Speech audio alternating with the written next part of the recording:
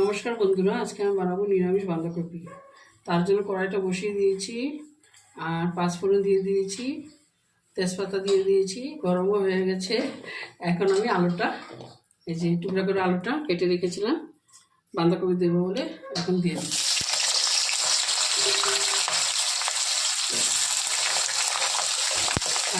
আর হলুদ দিয়ে দেবো আলুটাকে। আলুটা ভাজা হয়ে গেছে, এখন বাঁধাকপিটা দিয়ে দিচ্ছি, মটরটাও দিয়ে দিচ্ছি, দিয়ে একটু ভাজা করে নেব।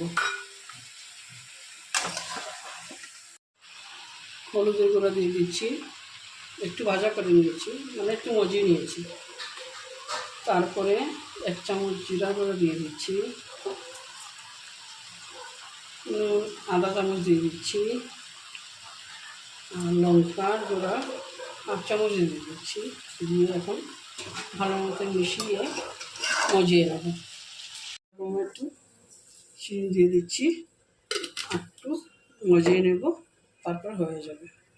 এখন ঘি দিয়ে দিচ্ছি আর গরম মশলাটা দিয়ে দিচ্ছি, দিয়ে এখন ভালো করে মিশিয়ে নেব।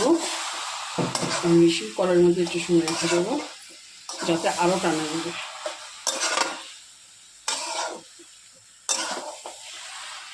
ভালো মতো আরও টানবে।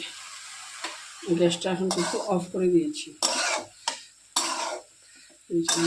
ভালো মতো মিশিয়ে নেবেন, পরে জানি করে রেখে দিলে তাড়াতাড়ি করে টেনে যাবে। আর বাঁধাকপিটা আমার রেডি হয়ে গেছে। নিরামিষ বাঁধাকপিটা রেডি হয়ে গেছে।